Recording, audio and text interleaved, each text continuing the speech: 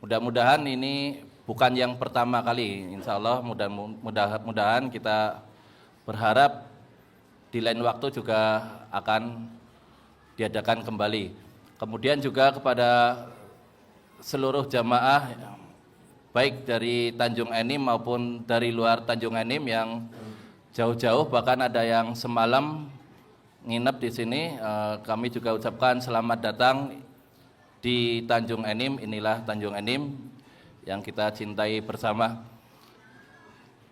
Kemudian seluruh jamaah, seluruh ikhwan, bapak-bapak yang masih di luar silakan merapat. Jadi yang masih ada waktu, yang masih ada tempat kosong, silakan untuk merapat agar yang terlambat atau tertinggal bisa mengisi di tempat yang kosong berikutnya. Kemudian juga kepada seluruh ibu-ibu, silakan merapat di balik tabir untuk kalau misalkan ada yang terlambat bisa menempati duduk yang kosong di yang berikutnya. Sebelum saya bacakan biografi beliau, jadi himbauan dari panitia diharapkan untuk seluruh jamaah menonaktifkan HP-nya sejenak atau mensilentkan untuk ketertiban majelis ilmu kita bersama. Kemudian juga biografi Ustadz Amin Nur Baiz hafizahullah ta'ala yang sudah kita ketahui, kita bacakan secara ringkas bahwasanya beliau asli kota Lamongan. Jadi asli kota Lamongan. Tahun 2002 beliau merantau ke Yogyakarta untuk menempuh kuliah di jurusan Teknik Nuklir UGM. Jadi beliau jurusan Teknik Nuklir UGM. Kemudian di tahun 2006 lulus UGM dan selama 2 tahun bekerja sebagai instruktur di laboratorium analisis di Jogja. Kemudian di tahun 2007 beliau mengikuti kuliah S1 jurusan fikih dan usul fikih di Madinah International University atau Medio, dan pada tahun 2011 lulus. Perhatian beliau kepada bidang fikih dan usul fikih banyak. Jadi beliau ini mengambil jurusan fikih dan usul fikih. Adapun aktivitas beliau untuk saat ini, jadi diantaranya ialah menjadi pembina situs konsultasisyariah.com, kemudian juga pengusahamuslim.com, kemudian pembina Yufid, pembina KPMI, Komunitas Pengusaha Muslim Indonesia, kemudian juga pembina DPP APSI, pembina Komunitas Anti Riba IPR, yakni Indonesia Bersih Riba, dan juga narasumber KES, kemudian pendiri dan kepala sekolah SDIT Madinah Islamic Primary School, pengampu kajian rutin di ANB Channel, dan juga beliau pengampu beberapa kajian rutin di Jogja dan sekitarnya. Adapun di antara karya-karya beliau ini, Masya Allah cukup banyak. Di antaranya ialah karya beliau fikih wanita nikah, kemudian fikih sholat duha, fikih kurban, doa dan zikir Ramadan, untukmu yang sedang sakit, pengantar fikih jual beli, ada apa dengan riba, ada orang utang, kemudian juga pengantar permodalan dalam Islam, kode etik pengusaha muslim, dan yang lain sebagainya yang tidak kita bacakan pada kesempatan kali ini. Jadi untuk memanfaatkan waktu yang ada, karena ini sudah pukul 5:30, maka marilah kita manfaatkan waktu kita dengan sebaik-baiknya, jaga majelis ilmu kita dengan mencatat dan disimak dengan sebaik-baiknya.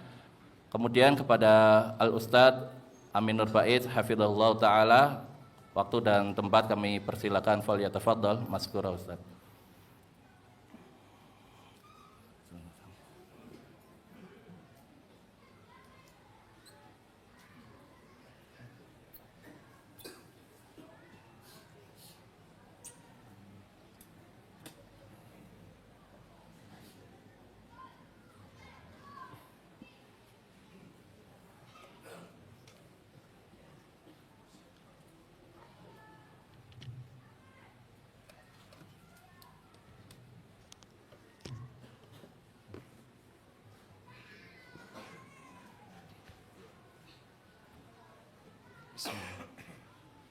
Bismillahirrahmanirrahim.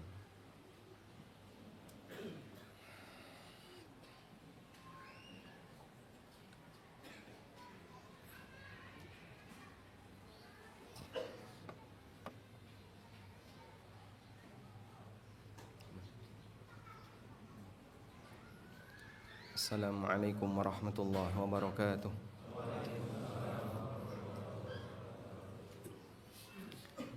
Alhamdulillahi rabbil alamin. Wassalatu wassalamu ala ashrafil mursalin Nabiyyina wa maulana Muhammadin wa ala alihi wa sahbihi ajma'in. Wa ashhadu an la ilaha illallah wahdahu la syarika lah. Wa ashhadu anna Muhammadan abduhu wa rasuluh. Salawatu rabbi wa salamu alaihi wa ala alihi wa ashabihi wa man sara ala nahjihi wa istanna bi sunnatihi ila yaumiddin. Alhamdulillah, puji syukur kita haturkan kehadirat Allah Subhanahu wa taala. Kita dikumpulkan oleh Allah di pagi ini di Masjid Imam Syafi'i, Lawang Kidul, Muara Enim. Lawang Kidul itu kelurahan, kecamatan. Kalau Muara Enim kabupaten. Ada yang berasal dari jauh, yang paling jauh mana ini? Yang paling jauh selain Linggau. Yang tadi malam sudah bermalam di sini. Lahat. Ada yang lebih jauh dari Lahat? Yang dari Lahat angkat tangan coba, yang dari Lahat. Banyak ya. Baik, langsung dapat hadiah boleh?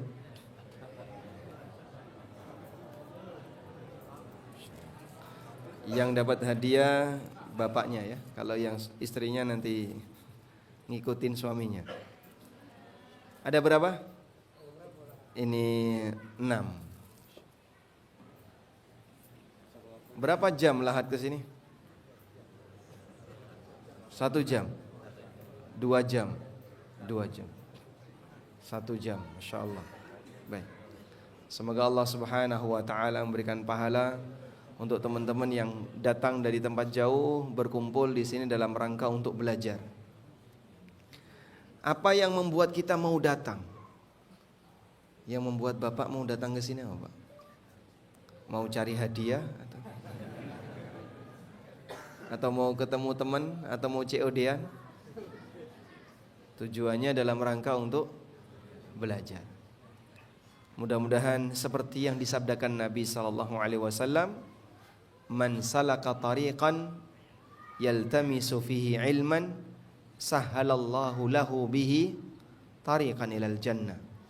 Barang siapa yang menempuh sebuah jalan dalam rangka untuk menuntut ilmu, maka Allah akan mudahkan baginya jalan menuju surga. Kita mau bahas tentang materi bagaimana cara melembutkan hati. Sebagaimana yang tertuang dalam pengumuman. Dan materi semacam ini cukup penting untuk dipahami oleh setiap muslim, karena hati yang lembut akan mudah ditembus hidayah. Karena itu Allah Subhanahu wa ta'ala menyebutkan dalam Al-Quran tentang keberadaan hati yang keras. Allah Ta'ala berfirman di surat Az-Zumar ayat 22, "Afaman syarahallahu sadrahu lil Islam fahuwa ala nurim min rabbih." Apakah sama dengan orang yang Allah lapangkan dadanya untuk menerima syariat Islam dengan baik? Fahuwa ala nurim min rabbih. Orang semacam ini berada di atas cahaya dari Allah. Artinya orang yang mendapatkan hidayah. Lalu Allah berikan celaan bagi mereka yang keras hatinya. Fawailul lil qasiyati qulubuhum min dzikrillah.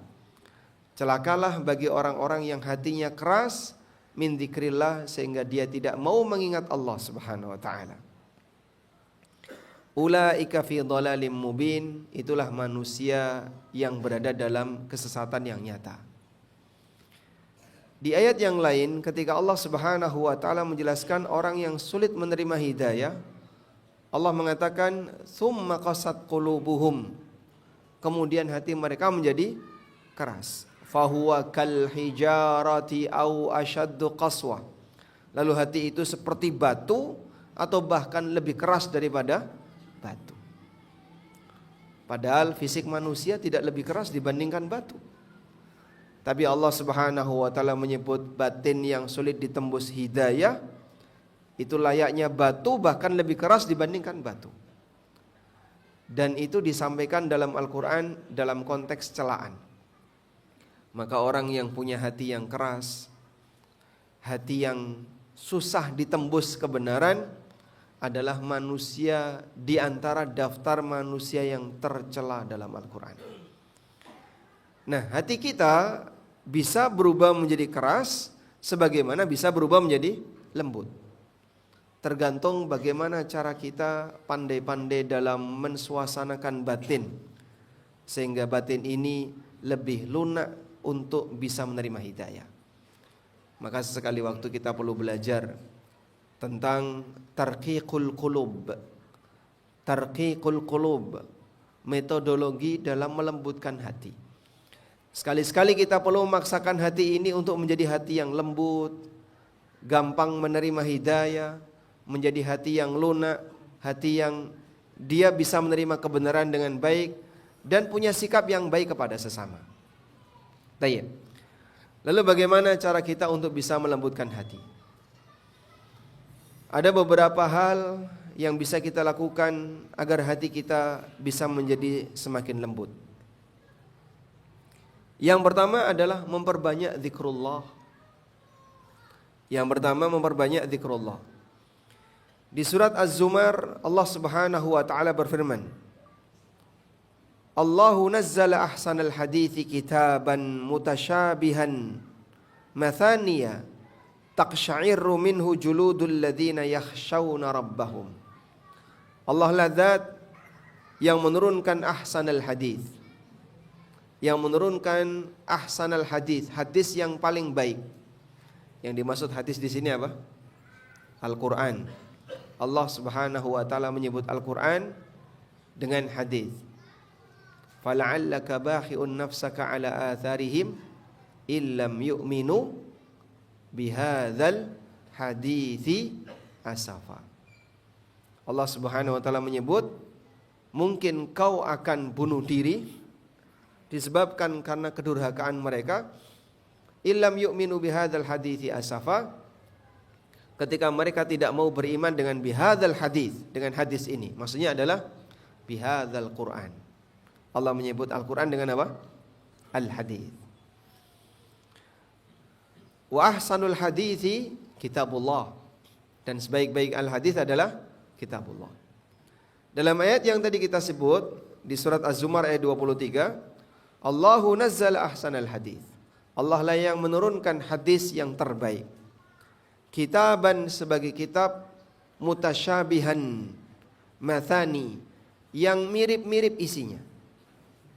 Mirip-mirip isinya kenapa Pak? Kalau Anda perhatikan dalam Al-Quran berulang-ulang Allah Subhanahu wa ta'ala menyebutkan nasihat dengan tema yang mirip. Cerita tentang Nabi Musa disebutkan beberapa kali, cerita tentang Nabi Isa juga disebutkan beberapa kali, tentang Nabi Ibrahim disebutkan beberapa kali, nasihat untuk takwa, untuk berbuat baik disebutkan berkali-kali. Itu disebut dengan mutasyabiha. Mathaniya, berulang-ulang. Sudah pernah disebut di surat Al-Baqarah, nanti di Ali Imran disebutkan lagi, di surat-surat yang lain disebutkan lagi. Sehingga Quran disifati oleh Allah dengan sifat apa? Mutasyabihan mathani. Quran itu banyak tema-tema yang mirip dan berulang disebutkan. Karena nasihat itu butuh untuk diulang. Nasihat itu butuh untuk disampaikan berkali-kali. Itu pun masih banyak pelanggaran. Apalagi kalau kita baca beberapa ayat yang teksnya sama tapi disebutkan berulang. Fabi ayyi ala'i rabbikuma tukadziban. Berapa kali di surat Ar-Rahman? Banyak kali ya. Nah, itu contoh mathani. Allah Subhanahu wa taala menyebut satu teks yang sama namun dia berulang. Baik. Taqsya'irru minhu juludul ladzina yakhshawna rabbahum. Yang membuat kulit orang-orang yang takut kepada Allah itu merinding. Sehingga bagi mereka yang paham isi Al-Quran, apalagi membicarakan tentang aneka hukuman yang besok akan terjadi di yaumil qiyamah, orang yang punya rasa takut kepada Allah, kulitnya akan merinding. Kenapa Pak merinding? Karena takut dengan teks yang dibacakan. Jadi Bapak Ibu yang dimuliakan Allah, misalnya Pak, Bapak mendapatkan selebaran, isinya ultimatum dari tentara Israel. Jika Indonesia tidak menyerahkan Pulau Sumatera, maka akan dibumi hanguskan. Kira-kira merinding gak Pak? Hah? Merinding. Begitu kita takut sama Israel Pak. Misalnya ya, kapalnya musuh sudah mendarat di mana yang paling dekat dari sini pantainya? Bengkulu. Kapal musuh sudah mendarat di Bengkulu. Tanknya sudah turun semuanya. Sementara Anda tidak punya senjata apapun. Lalu ada ultimatum, serahkan harta kalian. Kalau enggak, kita habisi kalian. Merinding enggak kita? Orang yang takut dia akan merinding. Orang yang takut dia akan merinding. Allah Subhanahu wa taala banyak memberikan ancaman dalam Al-Qur'an disebabkan tentang perbuatan maksiat yang dilakukan oleh hamba. Tapi karena kita enggak paham, kita santai saja. Karena kita enggak paham, kita santai saja. Dan itu disebabkan karena kita tidak punya rasa takut kepada Allah sebagaimana rasa takutnya para sahabat. Sebagian sahabat ketika mereka membaca ayat-ayat yang berisi ancaman itu sampai demam, sakit, saking takutnya. Orang kalau dalam kondisi ketakutan gimana Pak? Dia bisa demam, bisa sakit. Nabi Muhammad SAW pertama kali beliau ditemui oleh Jibril di mana? Di Gua Hira. Dirangkul oleh Jibril dari belakang. Lalu Jibril memerintahkan kepada beliau, Iqra, bacalah. Nabi SAW mengatakan, Ma ana biqari, aku enggak bisa baca. Diulangi lagi, Iqra, bacalah. Ma ana biqari, aku enggak bisa baca. Sampai akhirnya beliau turun dari Gua Hira. Gua Hira kan ada di atas ya. Beliau turun dalam kondisi apa Pak? Demam, menggigil. Panasnya kota Mekah, tapi Rasulullah SAW menggigil demam. Kok bisa Pak? Nabi sakit apa itu Pak? Saking takutnya Pak.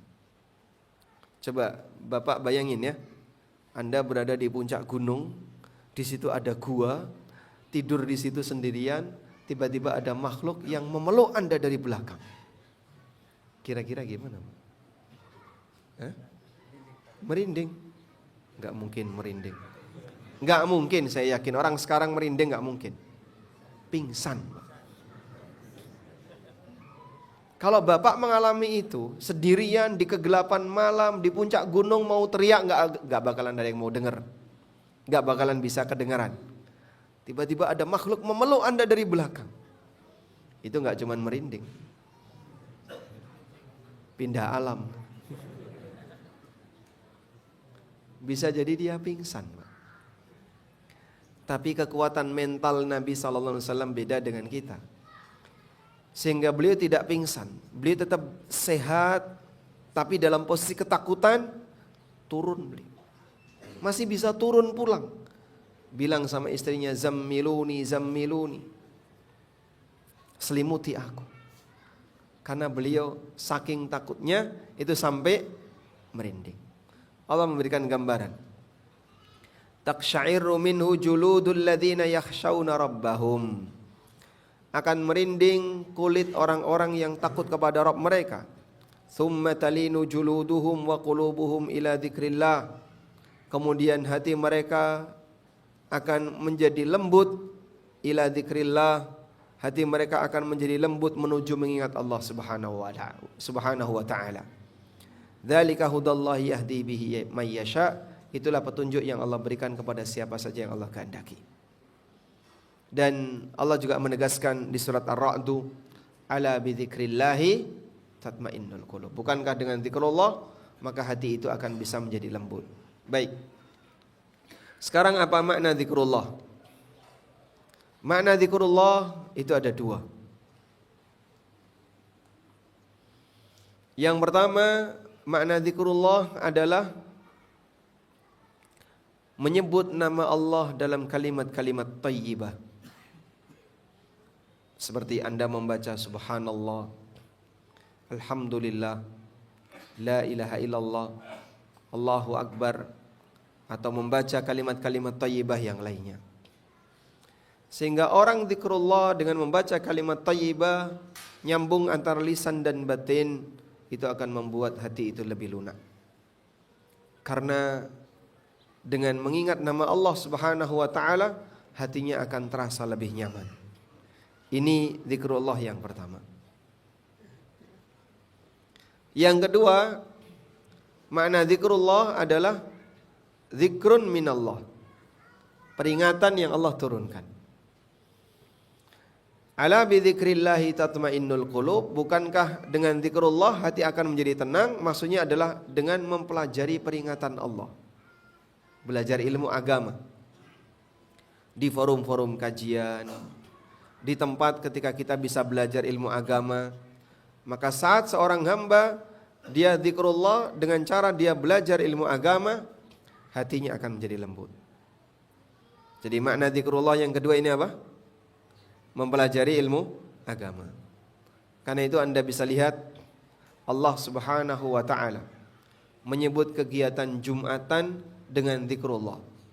Ya ayyuhalladzina amanu idza nudiya lis-salati min yaumil jum'ah fas'au ila dzikrillah.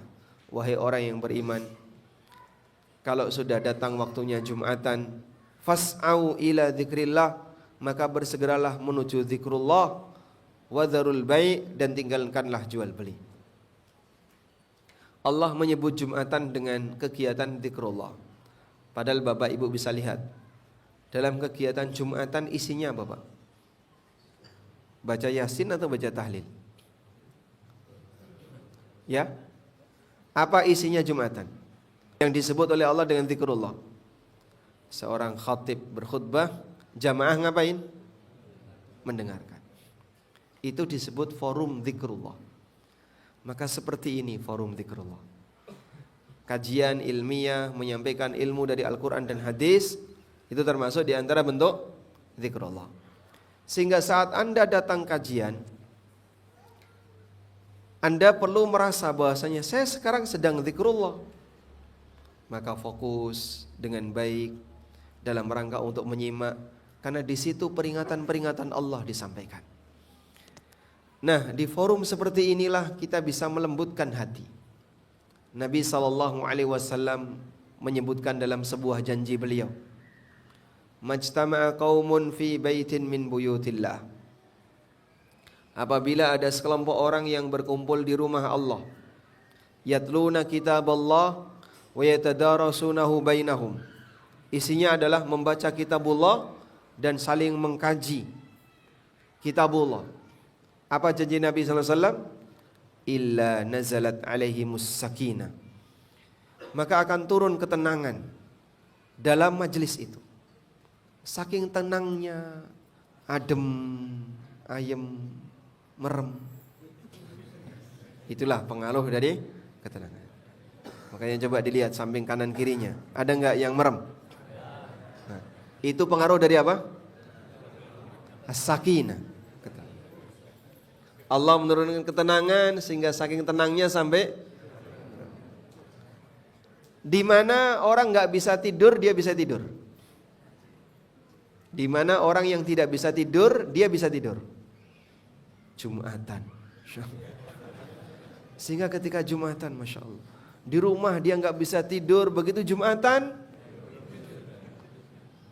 di sini juga sama, kayak gitu juga, Masya Allah. Baik. Illa nazalat alaihimus sakinah, kecuali akan turun ketenangan kepada mereka. Wa ghasyiyatuhumur rahmah, lalu mereka diliputi dengan rahmat. Pertanyaannya, apa manfaatnya orang mendapatkan sakinah? Kalau orang mendapatkan sakinah di majelis ilmu, apa manfaatnya? Sakinah yang didapatkan oleh seseorang akan membuat imannya bertambah. Orang yang punya as-sakinah, maka imannya akan bertambah. Allah Ta'ala berfirman di surat Al-Fatah, huwallazi anzala as-sakinata fi qulubil mu'minin liyazdadu imanan ma'a imanihim. Dialah zat yang menurunkan as-sakinah di hati hamba-hamba yang beriman, agar iman mereka semakin bertambah di samping iman yang sudah mereka punya. Jadi ada iman dalam hati, ketambahan as-sakinah, imannya tambah. Maka as-sakinah bisa menambah iman. Sehingga kalau kita ditanya, di mana kita bisa nambah iman, jamaah? Di mana kita bisa nambah iman? Di majelis ilmu. Karena itu Mu'adz bin Jabal radhiyallahu anhu, kalau beliau ngajak kaum muslimin untuk belajar agama, kumpul di majelis ilmu, beliau mengatakan, haya nu'minu sa'atan, mari kita ngecas iman sesaat. Sehingga kalau kita di pasar terjadi banyak gesekan dengan orang, mungkin ada ketegangan, mungkin berantem, mungkin ini, nurunin iman. Saat kita berada di tempat rekreasi, kita di bandara, di stasiun, di tempat-tempat umum, ada banyak maksiat, iman turun. Datang ke masjid, ikut kajian, iman naik. Sehingga iman kita naik turun, yazidu wa yanqus. Bisa bertambah dan bisa berkurang. Yazidu bi ta'atir rahman wa yanqusu bi ta'atis syaitan. Iman bertambah dengan taat kepada Ar-Rahman dan turun ketika orang itu taat sama setan. Maka sayangi iman dengan cara datang di majelis ilmu. Tapi nunggu ustadz datang belum tentu setahun sekali. Lo kan ada majelis ilmu yang tidak harus nunggu ustadz dari luar. Ada nggak kajian rutin di sini? Ada? Kajian rutin ada? Baik, sepekan berapa kali? Sepekan 2 kali. Sepekan 2 kali. Serame ini atau sesepi ini?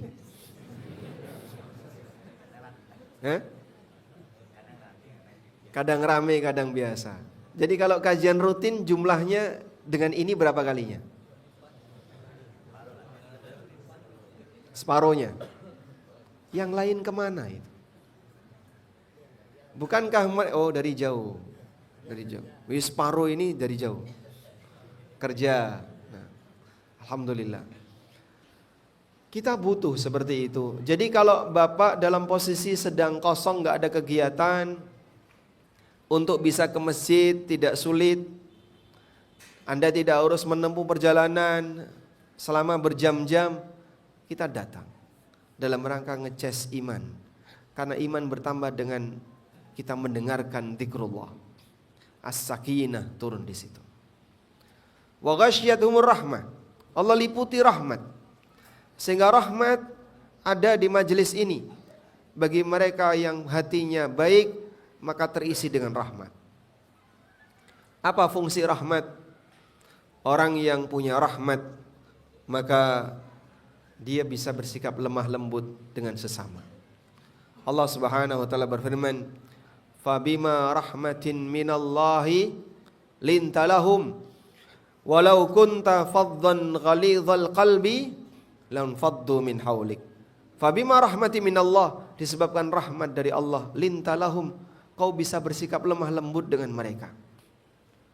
Sehingga modal rahmat akan membuat hati kita jadi lebih lembut. Maka orang bisa lebih kasih sayang dengan keluarganya, lebih mencintai istrinya, istri lebih mencintai suaminya, mencintai anaknya. Sudah enggak ada lagi teriak-teriak ketika di rumah, karena rahmatnya sudah melekat dalam dirinya. Sehingga orang kalau berantem, suami istri Pak berantem Pak, ngomong dalam jarak 1 meter, teriak enggak Pak? Hah? Teriak. Kalau lagi berantem suami istri dalam jarak 1 meter, teriak enggak? Hah? Enggak usah teriak Pak. Itu orangnya 1 meter di depan Bapak. Bapak enggak usah teriak, sudah dengar dia. Tapi kenapa orang itu teriak? Karena rahmatnya sedang hilang, sehingga emosinya yang naik. Makanya salah satu di antara cara membuat hati ini makin lunak, makin lembut, makin bisa menyayangi sesama, di antaranya adalah datang di majelis ilmu. Lalu rahmat itu Anda bawa pulang. Sehingga ada banyak sekali di antara ibu-ibu yang menyampaikan testimoni, alhamdulillah Pak Ustadz, setelah suami saya ikut ngaji selama sekian tahun, sekarang jadi lemah lembut dengan keluarganya. Dulu suami saya itu galaknya luar biasa Pak Ustadz, tapi sekarang jadi baik hati sama istrinya Pak Ustadz, sudah lembut sama istrinya. Cuman satu yang belum berubah, apa? Pelitnya itu kok nggak hilang-hilang. Nah, itu nggak tahu saya, itu mungkin bawaan lahir ya. Ada juga misalnya suami yang ngasih testimoni, alhamdulillah Pak Ustadz, sejak saya lihat istri saya rajin kajian, bahkan dia lebih sregep kajian, lebih rajin kajian daripada saya. Alhamdulillah Pak Ustadz, sekarang istri saya sudah berubah jadi Khadijah Pak Ustadz. Cuman 3 hari Pak Ustadz. Habis itu balik lagi jadi Juminten. Masya Allah.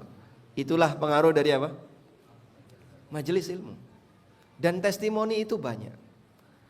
Sehingga ada beberapa dari ibu-ibu yang sudah kenal sunnah duluan, dia pingin suaminya bisa bergabung dalam kajian.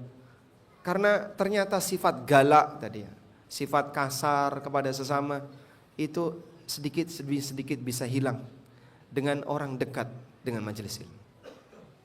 Sombong bisa turun karena dia lekat dengan ilmu.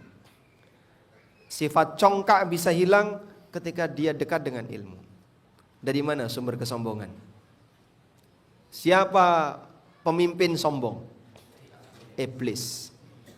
Yang dikatakan oleh Allah dalam Al-Quran, aba wastakbar.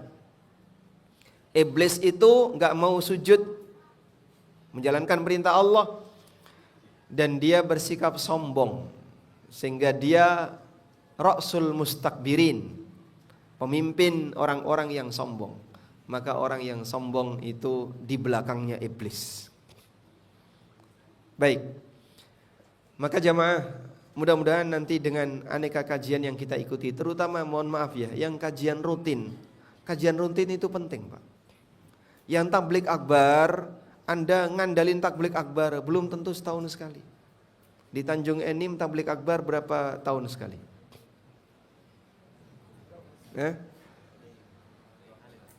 2 kali setahun. Mendatangkan Ustadz A, mendatangkan Ustadz B dari luar. Tapi kan lama. Kalau cuma ngandalin itu, padahal kita butuh intensitas yang lebih, maka mungkin kualitas rahmatnya tidak sebanyak kalau Bapak hadir di majelis ilmu yang sifatnya rutin. Dulu waktu saya belum menikah, saya jarang hadir di tablik akbar. Ada kajian rutin dan ada tablik akbar, waktunya bersamaan, saya ikut kajian rutin. Karena rutin itu taksili, nah, istilahnya taksili. Taksili itu belajar dari dasar Lalu dia sistematis. Habis ini.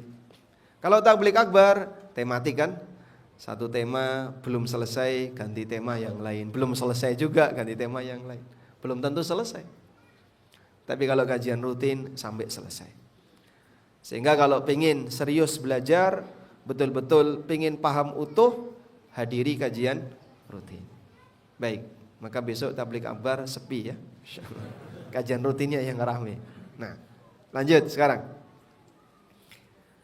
Baik, dengan menghadiri majelis ilmu, memperbanyak zikrullah, hati seorang hamba akan bisa lebih lunak. Selanjutnya, yang kedua,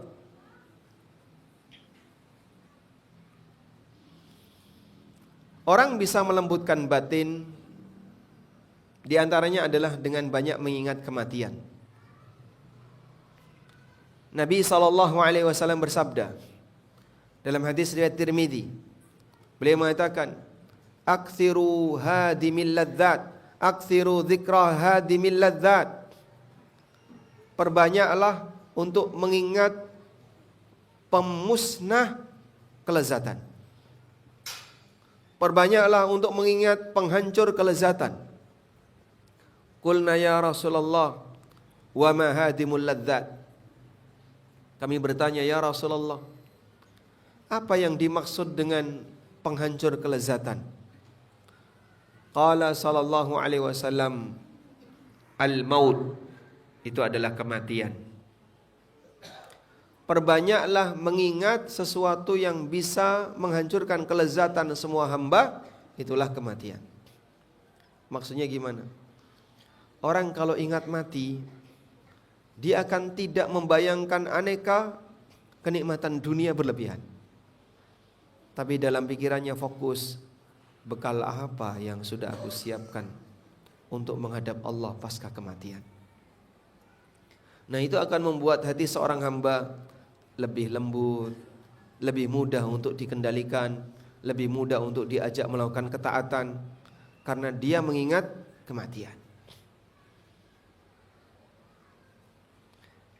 Sehingga ketika seorang hamba dia sedang punya masalah apapun itu, masalah keluarga, lagi berantem dengan suaminya atau lagi berantem dengan istrinya, lalu dia ingat mati, maka dia tidak akan berani untuk melebihi menuntut apa yang bukan haknya.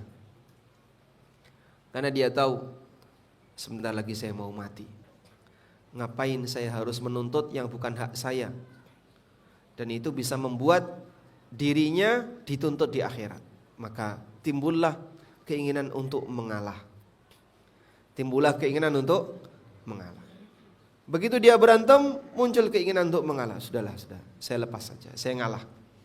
Saya tidak perlu untuk menuntut yang lebih. Timbul keinginan untuk mengalah. Makanya biasanya Pak, saat berantem suami istri, yang lebih sering ingat mati yang mana Pak? Hah? Suami atau istri? Jadi suami itu kalah atau mengalah? Kalah. Yang benar. Nah, Bapak namanya siapa? Namanya siapa? Pak John. Masya Allah. Pak John kalau berantem kalah atau mengalah? Mengalah. Masya Allah. Jadi ini pesan untuk istrinya ya. Bukannya Pak John itu orang yang tidak jantan, tapi Pak John lebih pilih mengalah. Karena beliau tahu bagaimana konsekuensi nanti di akhirat. Baik. Ada seorang ulama namanya Atha As-Salimi. Beliau pernah berdoa kepada Allah. Di saat punya kesulitan masalah hidup, beliau berdoa kepada Allah. Allahumma arham qurbati fid dunya, warham masri'i indal maut, warham qiyami baina yadaik. Ya Allah, rahmatilah keterasinganku ketika di dunia. Rahmatilah saat wafatku, dan rahmatilah ketika aku berdiri di hadapanmu. Jadi seorang hamba saat dia ingat mati, dia tidak akan nuntut berlebihan dalam urusan dunia. Misalnya berantem dengan temannya, berantem dengan tetangganya. Ingat, kau bakal mati. Kalau kau mengambil apa yang bukan hakmu, nanti kau dituntut di akhirat. Turun itu semangatnya. Turun semangatnya. Sehingga dia tidak milih untuk berantem, lebih mending ngalah. Ada satu janji Nabi SAW, boleh Bapak tulis. Rasulullah SAW bersabda, Ana za'imun bi baitin fi rabadil jannah liman tarakal mira wa in kana muhiqqa. Aku jamin seseorang bisa mendapatkan rumah di tengah surga bagi siapa yang meninggalkan sengketa dan perdebatan walaupun dia di posisi yang benar. Aku jamin dapat rumah di tengah surga bagi siapa yang siap meninggalkan sengketa dan perdebatan walaupun dia di posisi yang benar. Baik. Nah, ketika orang sering ingat mati, maka dia tidak akan bangga dengan dunianya. Walaupun dia punya harta yang melimpah, walaupun dia punya jabatan, punya aneka kenikmatan, saat dia ingat mati, dia tahu ini semuanya nggak ada gunanya. Toh nanti akan saya tinggal semuanya. Abu Darda radhiyallahu anhu pernah mengatakan, Man aktsara dzikral maut qalla farahuhu wa qalla hasaduhu. Kata Abu Darda radhiyallahu anhu, siapa yang sering mengingat mati, maka dia tidak akan bangga dengan dunia dan tidak akan punya rasa hasad kepada orang lain. Tidak akan punya rasa hasad kepada orang lain. Jadi jangankan punya hasad. Begitu dia ingat mati, dalam pikiran dia, ngapain saya ngejar itu? Kalaupun saya dapat akan saya tinggalkan. Apalagi ngapain saya harus hasad sama dia? Toh nanti saya akan berpisah dengannya. Maka jamaah, dengan ingat mati, orang itu tidak akan bernafsu untuk memiliki apa yang tidak dia punya. Dia tidak akan bernafsu untuk memiliki apa yang dia punya, apa yang dia tidak punya. Karena bagi dia sebentar lagi dia akan tinggalkan semuanya. Ada satu peringatan yang disampaikan oleh Jibril alaihissalam kepada Nabi SAW. Jibril mengatakan, Ya Muhammad, Ish ma syi'ta fa innaka mayyitun. Hai Muhammad, kau boleh hidup sesukamu, tapi ingat, yang pasti kau bakal mati. Ya Muhammad, ahbib ma syi'ta fa innaka mufarikuhu. Hai Muhammad, kau boleh cintai siapapun, tapi yang jelas kau akan meninggalkannya. Sehingga tidak ada Pak pertemuan abadi ketika di dunia. Siapapun mencintai yang lain, pasti dia akan berpisah dengannya. Nah, maka kalau misalnya ada perasaan hasad yang muncul dari diri kita, perasaan di mana kita ingin mendapatkan harta yang dimiliki oleh orang lain, tanamkan prinsip seperti ini. Ngapain saya harus mengejar-ngejar itu? Kalaupun saya dapat, pasti saya akan meninggalkannya. Selanjutnya, di antara yang bisa melembutkan hati adalah menjenguk orang sakit. Jadi apa manfaat yang didapatkan oleh seseorang ketika dia menjenguk orang sakit? Saat Bapak Ibu menjenguk orang sakit, yang mendapatkan manfaat tidak hanya si sakit. Yang menjenguk orang yang sehat, yang menjenguk orang sakit ini juga dapat manfaat. Terutama ketika sakit itu sakit yang parah. Misalnya Anda datang ke poli jantung. Ini beberapa orang yang sakit jantung, penuh dengan selang, badannya penuh dengan kabel-kabel. Atau Anda misalnya datang ke polihemodialisa. Ini orang sedang cuci darah. Darahnya dikeluarkan, dimasukkan lagi. Tembok yang ada di rumah sakit berwarna merah. Karena melihat ada situasi orang yang cuci darah. Atau Anda datang misalnya ke poli-poli yang lain, di situ Anda bisa melihat bagaimana orang yang kesehatannya sedang dicabut oleh Allah. Dan kesehatan itu mahkota yang tidak bisa dilihat kecuali orang yang sakit. Karena itu, orang yang menjenguk orang sakit akan menimbulkan rasa syukur.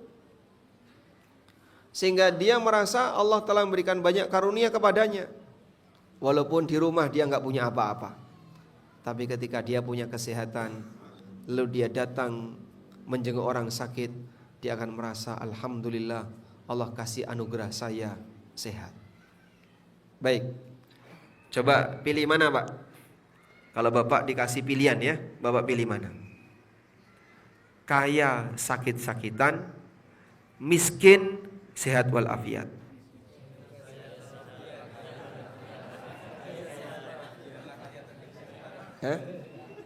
Pilih mana? Kaya tapi sakit-sakitan. A. Kaya sakit-sakitan. B. Miskin sehat walafiat. C. Meninggal dunia.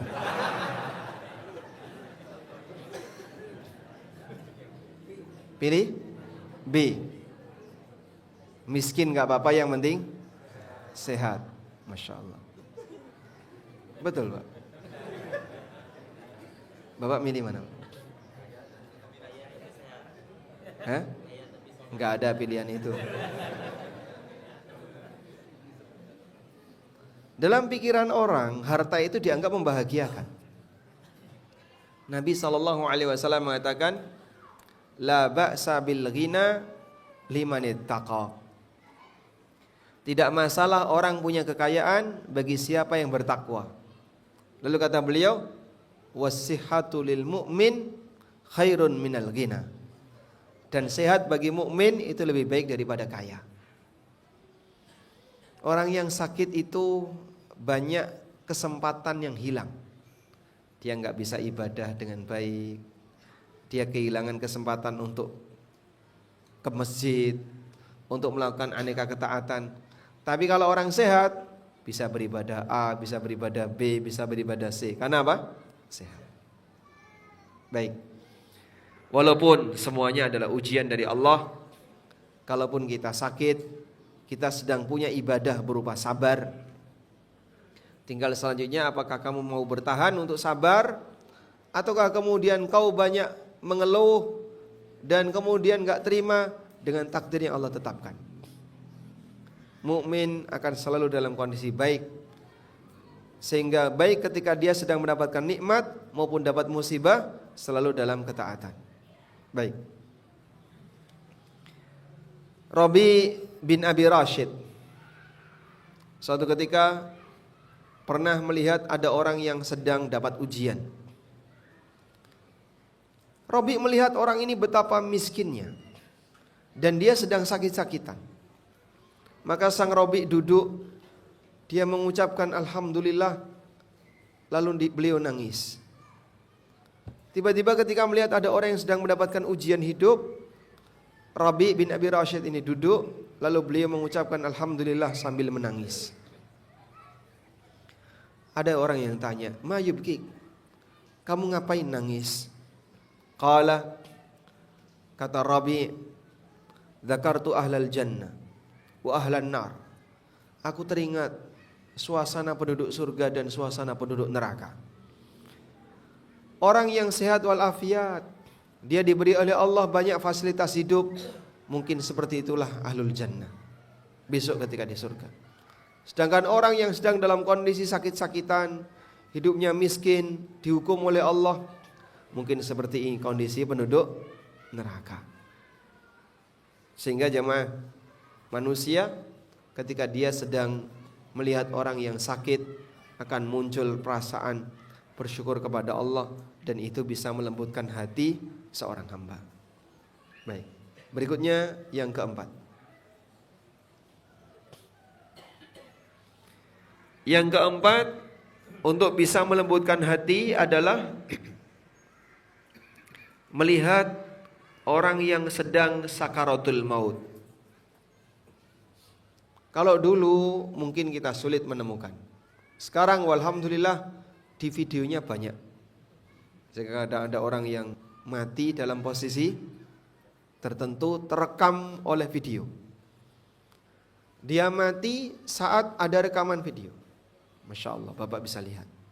Ini ada orang lagi nyanyi-nyanyi, tiba-tiba mati. Ada orang lagi teriak-teriak, tiba-tiba dia mati. Ada orang yang sedang baca Quran, tiba-tiba mati. Ada yang sedang khutbah, tiba-tiba jatuh tersungkur mati. Dan beragam manusia, dia mati yang terekam. Lagi main bola, mati. Lagi berbuat A, mati. Kira-kira Bapak, kalau Bapak melihat seperti itu, yang terjadi gimana Pak? Ya? Biasa saja ya. Cuman tontonan biasa saja. Karena hati kita ini keras Pak. Jadi kerasnya hati itu sesuatu yang seharusnya membuat kita lembut hatinya, seharusnya membuat kita terpengaruh, tapi kita nggak terpengaruh. Saya bacakan cerita yang dialami oleh Hasan Al-Basri. Hasan Al-Basri pernah mengunjungi orang yang sedang sakit, dan ketika itu orang ini sedang mengalami sakaratul maut. Fanadhara ila kurbihi wa shiddati ma nazala bihi. Maka Hasan Al-Basri melihat betapa sakitnya orang yang mau mati itu. Betapa sakitnya orang yang mau mati itu. Faraja ila ahlihi bighairi al-launi alladhi kharaja bihi min indihim. Lalu pulanglah Hasan Al-Basri dengan roman muka yang berbeda, tidak seperti ketika dia berangkat. Disuguhi makanan oleh keluarganya. At-ta'am yarhamukallah. Silakan, ini sudah siap makanannya. Sampai Hasan Al-Basri enggak doyan makan. Gara-gara melihat apa? Orang yang tadi sakaratul maut. Sehingga beliau mengatakan, ya ahla alaikum bitu'amikum wa syarabikum. Fa wallahi laqad ra'aitu musra'an la azalu a'malu lahu hatta alqa. Silahkan kamu makan. Aku tadi lihat orang sakaratul maut. Dan apapun yang aku lakukan pasti akan menemuinya. Sehingga kita semua akan ketemu dengan penghancur kelezatan itu, yang membuat manusia sampai tidak bisa merasakan kenikmatan apapun walaupun dia sedang dihidangkan makanan di hadapannya. Baik. Coba Bapak ya. Saat kondisi apa Pak, orang enggak doyan makan Pak? Hah? Dia sakit, apalagi? Terlalu sedih, pikiran pening,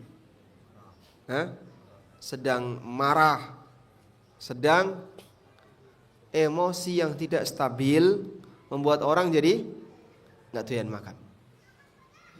Maka seorang muslim ketika emosinya tidak stabil karena pengaruh takut kepada Allah, itu bisa sampai nggak doyan makan. Sehingga orang yang berpuasa akan tidak terasa lapar. Salah satu faktornya adalah saat dia sangat takut kepada Allah. Masya Allah. Oleh karena itu jamaah, pada saat kita sedang menyaksikan orang-orang yang sedang mendapatkan musibah, apalagi dalam posisi ketika mereka sedang sakaratul maut, jadikan itu sebagai mau'izah, pelajaran yang bisa Anda ambil. Selanjutnya, di antara yang bisa melembutkan hati adalah memandikan jenazah. Menghadiri jenazah, mensolati jenazah, melihat mayit yang dibungkus, termasuk mengantarkan jenazah ke pemakaman. Melihat bagaimana jasad itu dimasukkan ke dalam liang lahat, lalu dia dikubur, kemudian ditinggal oleh semua orang yang mengiringinya.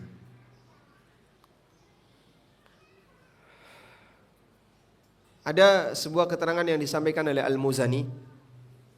Beliau mengatakan, ta'anaitu ghaslal mauta. Ta'anaitu ghaslal mauta.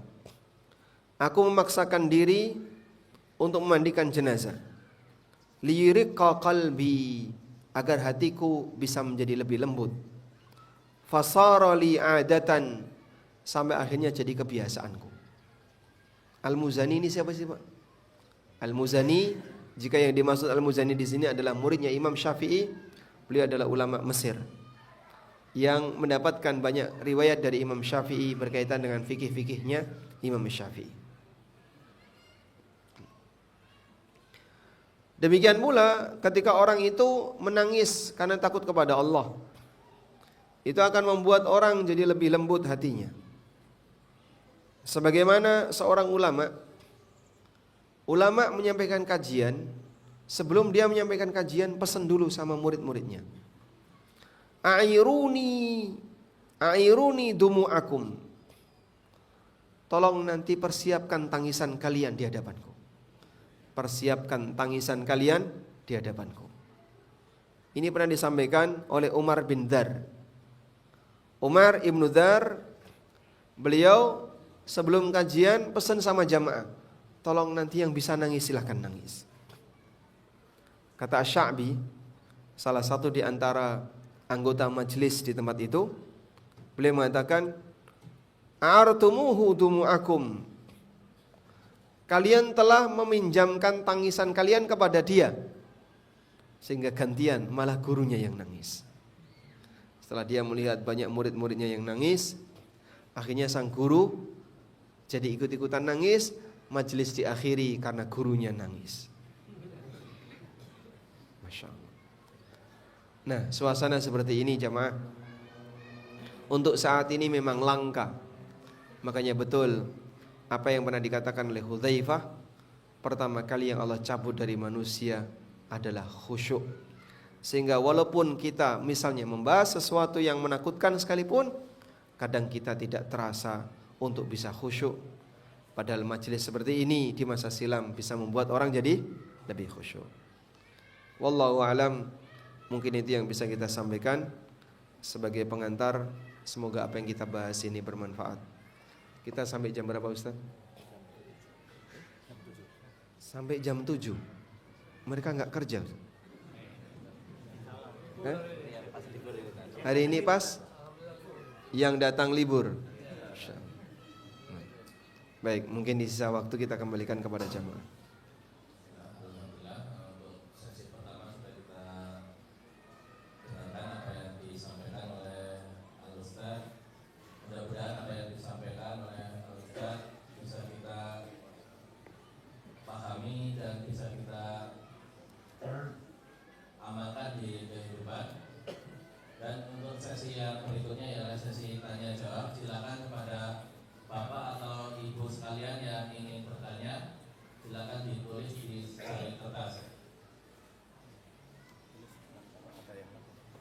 Langsung boleh.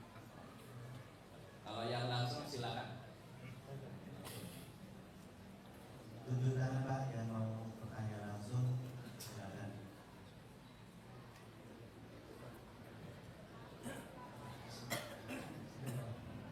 Assalamualaikum warahmatullahi wabarakatuh. Izin bertanya Ustaz. Terkadang kita kan sering pada saat hadir di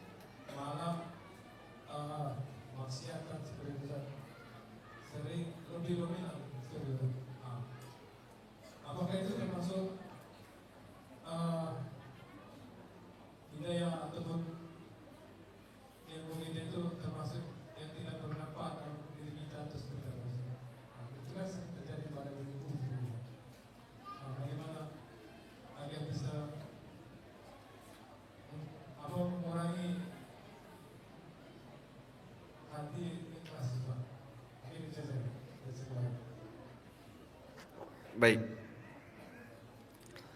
Apa yang beliau sampaikan ini pernah terjadi pada para sahabat. Sampai sahabat Handalah pernah datang menghadap Nabi SAW. Dan beliau mengatakan, "Ya Rasulullah, kalau aku berada di hadapan Anda, itu seperti surga dan neraka ada di tempatku. Seolah-olah surga dan neraka itu ada di depanku.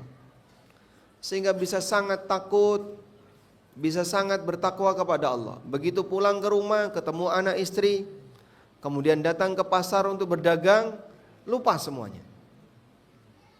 Lalu Nabi SAW mengatakan, "Sa'atan. Memang terkadang seperti itu.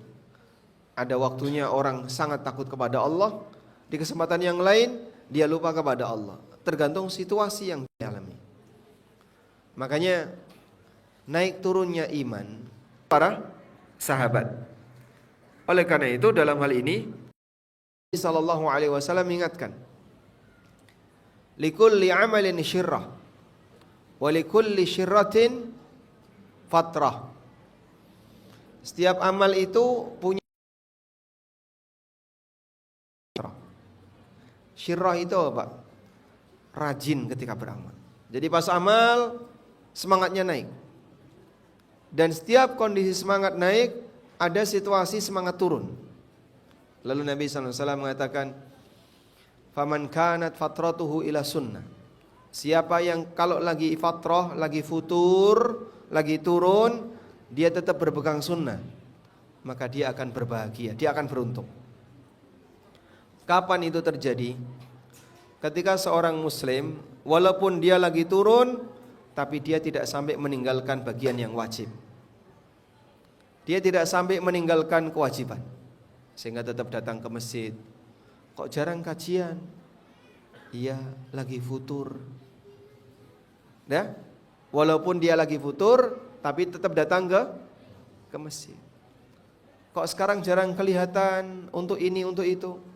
Lagi futur, tapi dia tetap datang jamaah. Dia tetap melakukan kewajiban sebagai muslim. Maka futur, kalau tetap berpegang sunnah, selamat orangnya. Karena kalau lagi turun tapi dibiarkan, bablas, itu bisa bahaya. Sampai kadang ada yang berubah agama gara-gara futurnya kebablasan. Sampai pindah agama gara-gara ketika dia futur, dia terlalu berlebihan. Makanya kalaupun futur, silahkan, tapi jangan sampai berlebihan. Itu manusiawi. Sebab kita kalau grafiknya itu naik terus gini Pak, gak pernah turun, naik gini, disalami sama malaikat. Betul, Nabi SAW mengatakan, kalau kalian terus seperti ini, la safahatkumul malaika, kau akan disalami oleh malaikat. Sehingga kadang grafik orang itu naik, kadang turun, kadang naik, kadang turun. Namun sang hamba bertobat saat dia berbuat salah, dan dia punya amalan tobat ketika dia berdosa. Wallahu alam. Oleh karena itu yang penting adalah pertahankan amalan-amalan wajib, kegiatan-kegiatan yang sifatnya wajib, yang ini tidak boleh Anda tinggalkan walaupun sedang futur. Nah,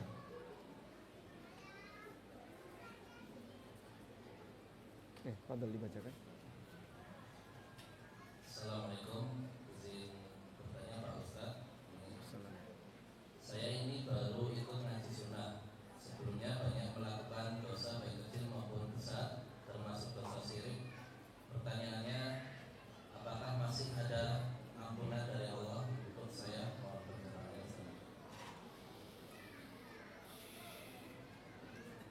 Apakah ada ampunan untuk saya yang dulu sempat melakukan perbuatan dosa baik besar maupun kecil, bahkan dosa syirik? Allah Subhanahu wa ta'ala membuka pintu taubat bagi hambanya, dan itu batasnya sampai mendekati kematian, atau batasnya sampai matahari terbit dari barat. Semuanya punya peluang yang sama ketika dia berbuat dosa untuk mendapatkan ampunan dari Allah. Barangkali masa silam Anda tidak lebih gelap dibandingkan masa silam para sahabat. Saya punya masa silam, Bapak Ibu punya masa silam, orang-orang soleh ada yang punya masa silam yang gelap. seperti para sahabat, masa silamnya gelap gulita. Ada yang pernah sujud kepada berhala, ada yang minum khamr, ada yang berzina, bahkan ada yang sangat membenci Nabi sallallahu alaihi wasallam, bahkan sampai mau membunuh Nabi sallallahu alaihi wasallam. Tapi begitu mereka masuk Islam, mereka bertaubat, Allah Subhanahu wa taala balik keadaannya. Yang dulu jadi orang bejat, sekarang jadi orang yang taat. Yang dulu ahli maksiat, sekarang jadi ahli taat. Pahlawan-pahlawan dalam agama ini. Oleh karena itu, Anda bisa perhatikan, orang soleh yang dulu berawal dari kondisi yang maksiat, mereka saat berubah banyak menjadi orang baik yang bahkan berjasa bagi kaum muslimin. Mantan pendeta misalnya, kemudian dia berjasa bagi kaum muslimin dan seterusnya. Oleh karena itu, jangan pernah putus asa dari rahmat Allah. Alhamdulillah Allah kasih hidayah kita sebelum ajal datang. Allah berikan kita hidayah untuk mau belajar sunnah, mau hadir di majelis ilmu, mau hadir di forum-forum kajian. Semoga Allah tambahkan hidayah dan membuat kita semakin meningkat imannya. Dan Nabi SAW pernah mengatakan, at-taibu minadz-dzambi kaman la dzambalahu. Siapa yang bertaubat dari sebuah perbuatan dosa, maka dia seperti tidak punya dosa itu. Sehingga kalau Anda taubat dari syirik, dosa syiriknya hilang. Anda bertobat dari dosa A, maka dosa A itu hilang jika diampuni oleh Allah Subhanahu wa taala. Wallahu a'lam. Ya, Assalamualaikum Ustaz. Mohon nasihatnya. Bagaimana cara menasihati seorang yang terlalu keras hatinya, yang terkadang kita nasihati malah tambah marah dan malah sering berpikir suudzonnya daripada husnudzon, dan sering tidak bisa mengontrol marahnya. Apakah perlu diruqyah? Sedangkan jika tahu akan diruqyah pasti tidak mau. Ya. Salah satu di antara faktor orang itu keras ketika diberi nasihat adalah sombong. Sombong itu kata Nabi SAW bentuknya ada dua. Al-kibru batrul haq wa ghamtun nas. Sombong itu menolak kebenaran dan meremehkan orang lain. Iblis itu meremehkan Adam. Makanya saat ditanya oleh Allah Subhanahu wa taala, "Kenapa kau enggak mau sujud ketika aku perintahkan?" Apa kata iblis? "Ana khairum minhu." Aku lebih baik daripada Adam. Aku lebih baik daripada Adam. Khalaqtani min narin wa khalaqtahu min tin. Kau ciptakan aku dari api, sedangkan kau ciptakan Adam dari tanah. Maka saat dia merasa lebih tinggi, lebih baik, lebih unggul, dia akan meremehkan. Ketika meremehkan yang lain itu, apa yang terjadi? Yang datang dari orang ini akan ditolak. Kebenaran yang datang dari orang yang diremehkan ini akan ditolak karena diremehkan. Makanya mungkin ya, jika Anda menasihati langsung, sementara orang itu meremehkan Anda, mau nasihat seberapapun sulit untuk diterima. Mau nasihat seberapapun sulit untuk diterima. Terus solusinya gimana, Pak? Coba ajak dia untuk datang ke majelis kajian. Saat dia hadir di majelis ilmu, dia datang di majelis kajian, dia mungkin menghormati sang ustaz, atau dia menghargai yang bicara. Nah, mudah-mudahan nanti bisa memberikan pengaruh bagi hatinya. Tapi Pak, dia nggak mau Pak diajak ngaji Pak. Nah, kalaupun nggak mau diajak ngaji, Jumatan dia datang nggak? Datang Pak Ustaz. Alhamdulillah. Kalau gitu pesan sama Ustaz yang menyampaikan khutbah, Pak Ustaz, saya punya masalah. Teman saya ini nggak mau diajak kajian, tapi Jumatan mau datang. Tolong Pak Ustaz kasih nasihat yang temanya seperti ini. Jadi pesan tema untuk disampaikan saat itu. Baik. Langsung sang ustadz menyampaikan tema itu. Ya. Ternyata teman Anda ngantuk. Oh, sama saja. Oh, dia juga merem. Dan banyak orang yang dia menutup hatinya dari nasihat sehingga sulit nasihat itu masuk ke dalam batinnya. Karena dia tinggal tidur, tidak fokus, ngantuk dan seterusnya. Wallahu a'lam. Ya, assalamualaikum. Ustaz, Salam. bolehkah membuat sumur bor untuk pribadi di luar batas tanah kita?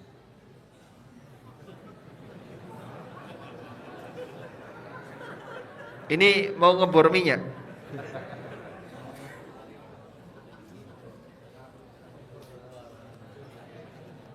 Coba aturannya kayak gini ya.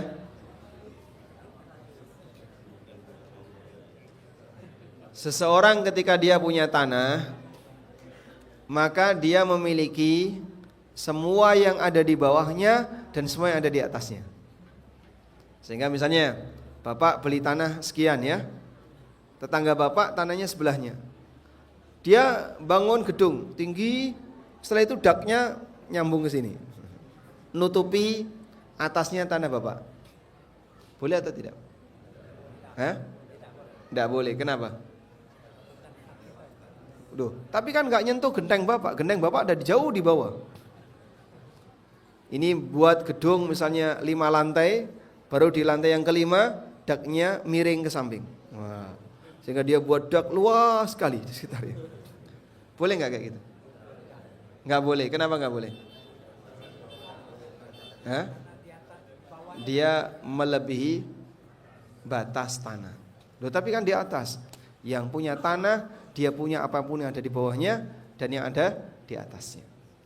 Apa dalilnya, Pak? Kamu ngomong kayak gitu, apa dalilnya? Nabi SAW bersabda, Man ghasaba ardan shibra, barang siapa yang mengambil tanah orang lain walaupun sejengkal, tuwiqa alaihi bisab'ina aradin, maka akan dikalungkan kepadanya sebanyak 7 lapis bumi dari tanah yang dia ambil. Jadi kalau ngambil sejengkal gitu, 7 lapis dari sejengkal ini akan dikalungkan kepadanya besok di hari kiamat. Kuat nggak lehernya, Pak? Kuat nggak lehernya nanggung segitu? Nah, oleh karena itu, kalau kita mau membuat sumur bor untuk pribadi, maka seharusnya berada di mana? Di tanah pribadi, bukan di luar tanah pribadi. Tapi Pak, tanahku sudah habis, berarti beli tanah yang lain. Atau kalau tidak, Bapak bisa minta izin tanah tetangga. Saya mau ngebor tapi di tanahmu, nanti tak sewa, saya bayar. Atau misalnya beli 1 meter persegi, ngebor di situ, tanah tetangga. Nah, kalau tetangganya bersedia, alhamdulillah, sehingga nanti pompanya masuk ke tandon rumah Bapak, tapi sumurnya ada di tempat tanah tetangga. Kalau yang punya tanah ridho, silahkan. Wallahu a'lam. Kemudian silakan, ini ingin bertanya, kenapa pada saat sebelum menikah dahulu rajin sholat, rajin kajian, tetapi setelah menikah sifat rajin itu menjadi malas, menjadi hilang? Tolong sarannya, Ustaz. Minta nasihatnya. Sebelum menikah rajin sholat, rajin kajian. Setelah menikah jadi malas. Apa mau kembali seperti yang dulu? Pernikahannya dibubarkan. Masya Allah. Baik. Tayyib. Mungkin ada kesibukan pengganti, sehingga dulu ketika masih belum nikah, masih jomblo, Anda bisa bebas untuk sholat, rajin ibadah. Begitu sudah nikah, kesibukannya ganti. Kalaupun dia lelaki, kesibukan dia harus lebih kerja, banyak kerja untuk mencukupi kebutuhan dirinya dan istrinya. Kalau dia perempuan, mungkin ada tambahan kesibukan. Sekarang harus ngerawat suami, rajin ngajak ngobrol suami, atau misalnya jadi sering masak untuk menyediakan makanan di rumah dan seterusnya. Jadi barangkali bentuknya bukan ketaatan yang bentuknya ibadah mahdhah seperti sholat dan seterusnya, tapi ini ada ketaatan pengganti, yaitu taat kepada suami. Maka insya Allah mudah-mudahan nanti tetap dapat pahala penggantinya, sehingga tidak hilang semuanya. Wallahu a'lam.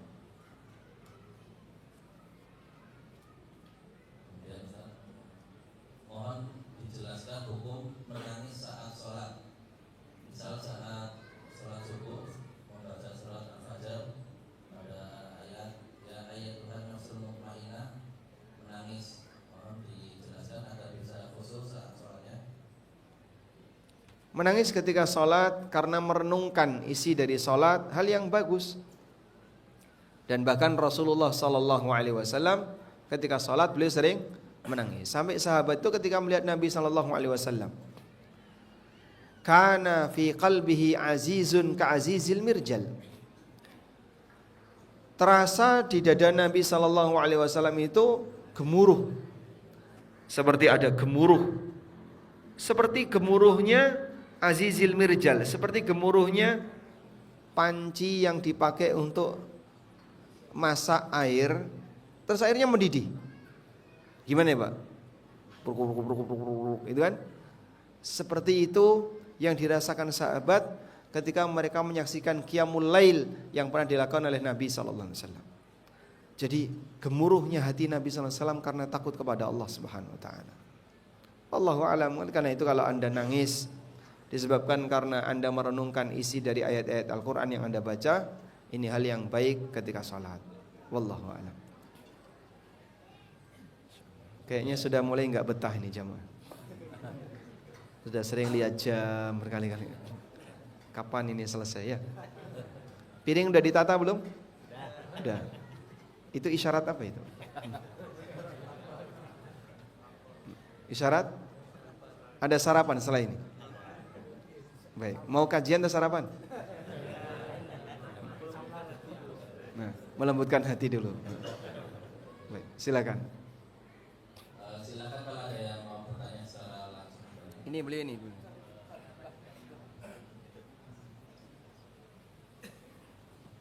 Assalamualaikum warahmatullahi wabarakatuh. Waalaikumsalam warahmatullahi wabarakatuh. Allahumma sholli ala Muhammad wa ala ali Muhammad.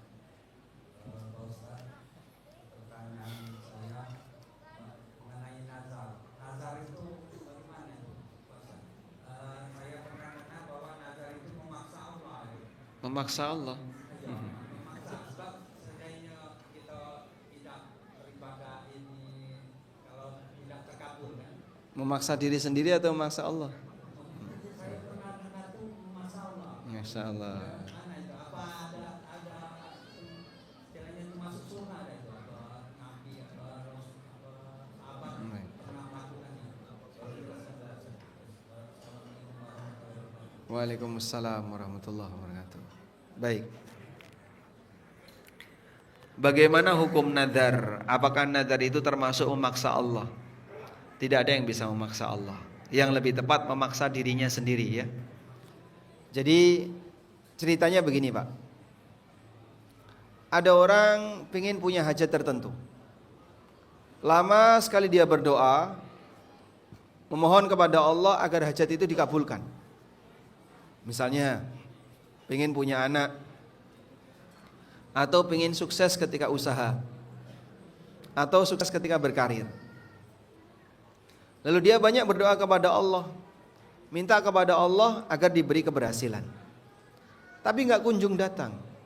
Nah dalam pikiran dia begini, coba saya nadari, barangkali dengan nadar nanti Allah akan kabulkan harapan saya.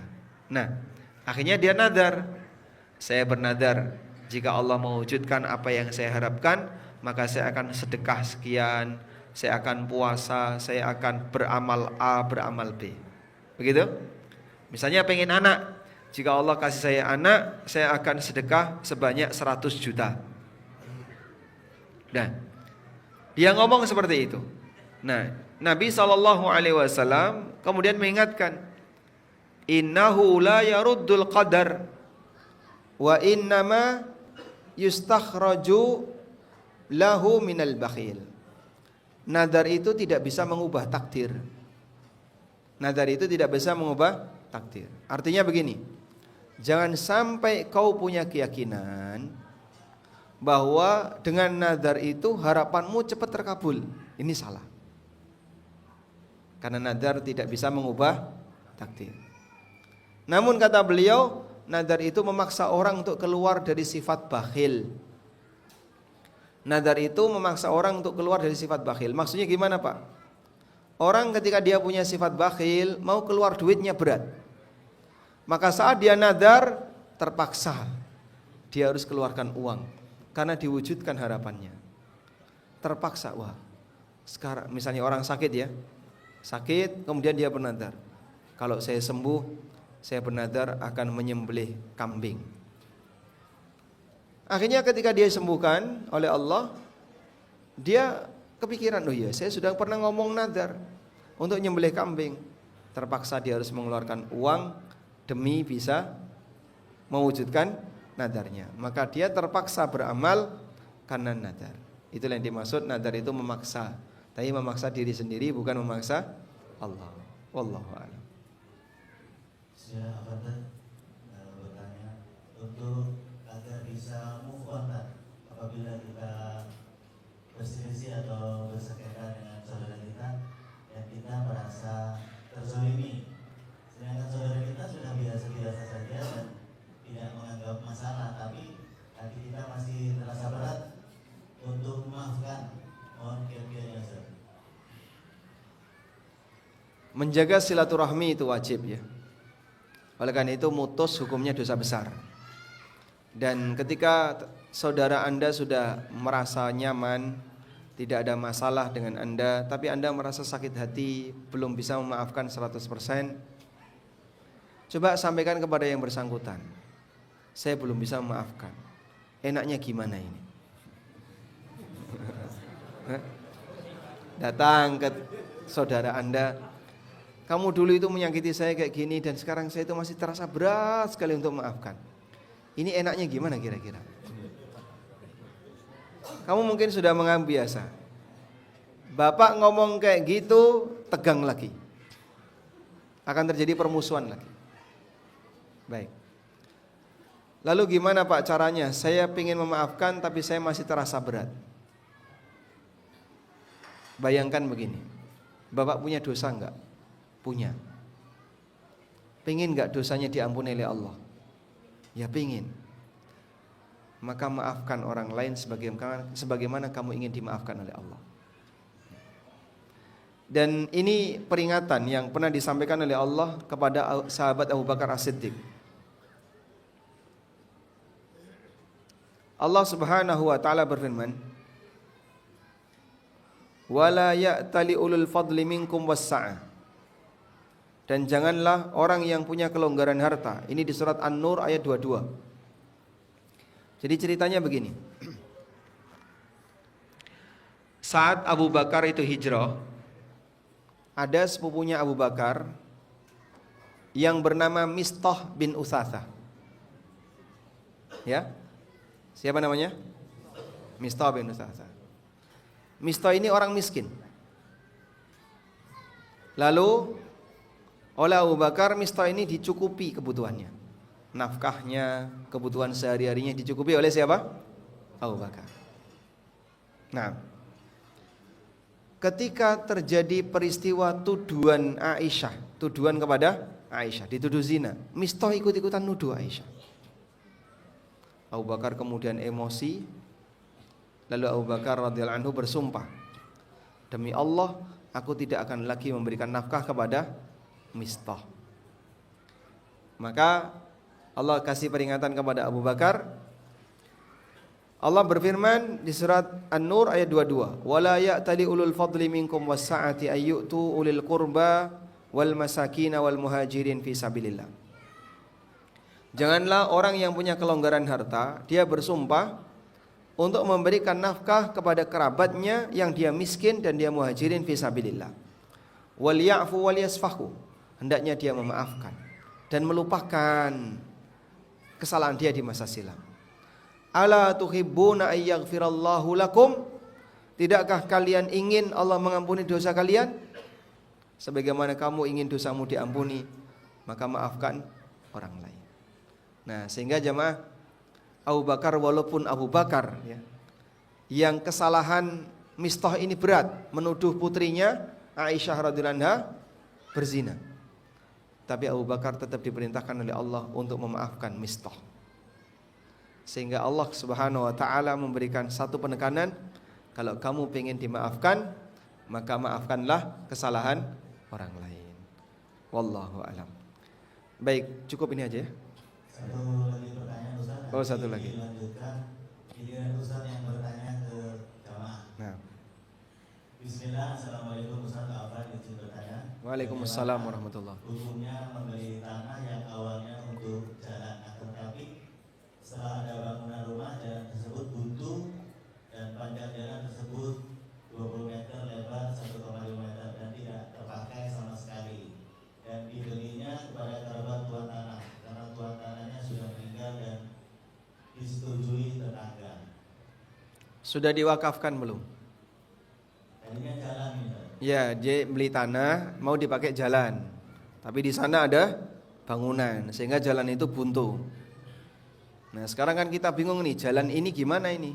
Sudah terlanjur diwakafkan tapi dibuntu sama orang. Kalau sudah diwakafkan, Anda nggak bisa tarik lagi, sehingga biarkan utuh seperti itu. Tapi kalau belum diwakafkan, belum ngomong saya wakafkan jalan ini, atau belum menyampaikan dan menyatakan kepada warga ini untuk jalan, maka masih boleh Anda pakai. Sehingga sifatnya baru rencana. Kemarin saya beli, rencananya mau saya wakafkan. Apalagi kalau sudah tersertifikat, sehingga di sertifikat tertulis jalan. Nah, kalau sudah kayak gitu, Anda nggak bisa kemudian apa? Mengambil kembali karena sudah diwakafkan. Kata kuncinya, kalau sudah diwakafkan dengan cara disertifikatkan satu, atau dinyatakan kepada warga atau kepala lingkungan seperti RT, RW, Pak Lurah, Pak Dukuh, ini sudah saya jadikan jalan, maka tidak bisa diambil kembali walaupun tidak berfungsi. Sehingga ya tetap dibuat kosong seperti itu. Anda boleh pakai untuk parkir, Anda boleh pakai untuk tempat-tempat yang sifatnya tidak permanen, tapi tidak boleh dibangun bangunan yang permanen. Wallahu a'lam. Baik, demikian. Semoga bermanfaat. Ada hadiah. Hadiah yang pertama, saya kasih buku Ada Apa Dengan Riba. Pertanyaannya, siapa di antara bapak ibu atau bapak-bapak ya, bapak aja, yang anaknya paling banyak?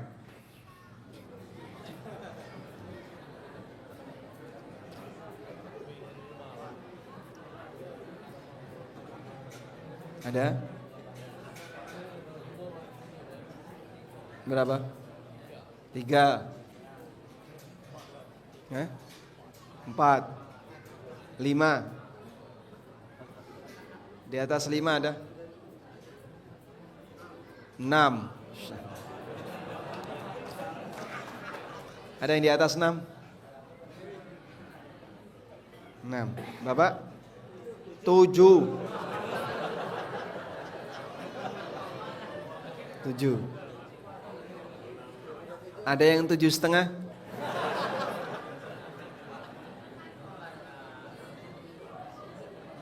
Bapak 7 ya. Pemenangnya dapat. Masya Allah. Baik. Ini buku tentang zakat ya. Buku tentang zakat.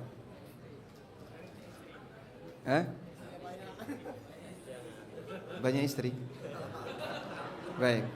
Titipan pertanyaan dari jamaah. Yang mertuanya paling banyak.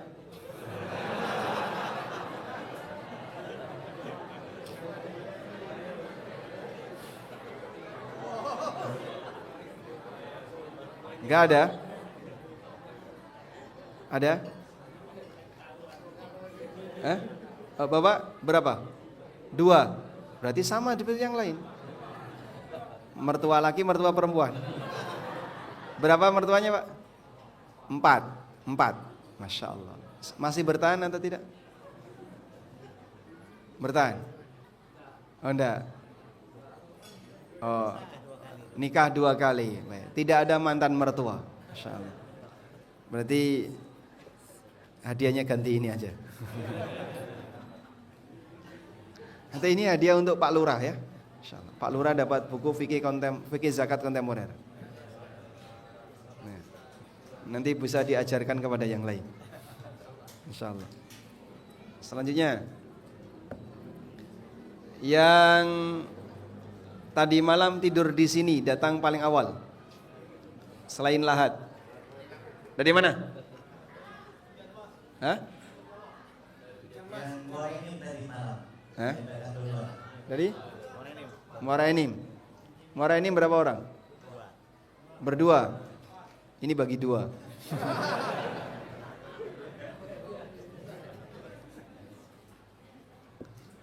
Buku riba ya. Ibu-ibu cara jawabnya gimana? Ada. Coba dibunyikan dulu mikrofonnya.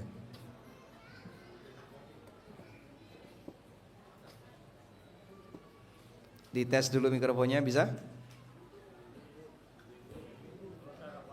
Ibu-ibu.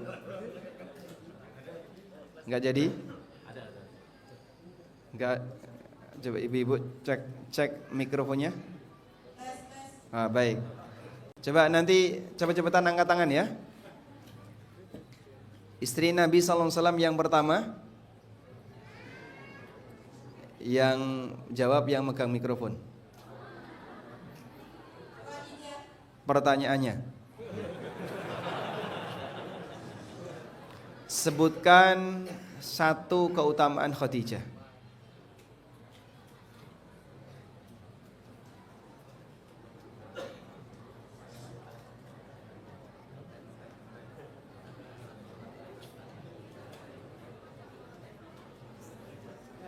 Satu keutamaan Khadijah. Gimana? Gimana? Memberikan harta kepada Nabi. Keutamaan Khadijah adalah menjadi istri Nabi, itu sudah. Dapat hadiah, insyaallah. Selanjutnya, boleh dikasihkan mikrofonnya ke yang angkat tangan ya. Istri Nabi sallallahu alaihi wasallam yang dinikahi dalam keadaan masih gadis.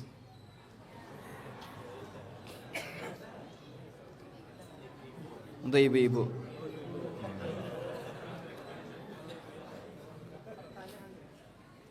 Sudah?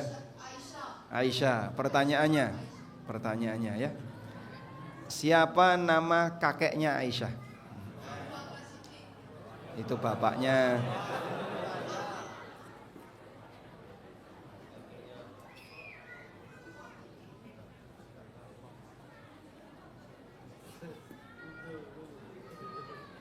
Sedang googling. Cari di Google.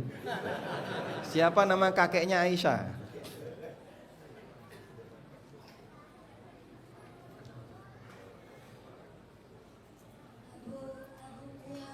Abu Quhafa. Baik, dapat hadiah. Wassallallahu ala nabiyyina Muhammadin wa ala alihi wa sahbihi wasallam. Wa akhiru da'wana anil hamdulillahi rabbil alamin. Wassalamualaikum warahmatullahi wabarakatuh.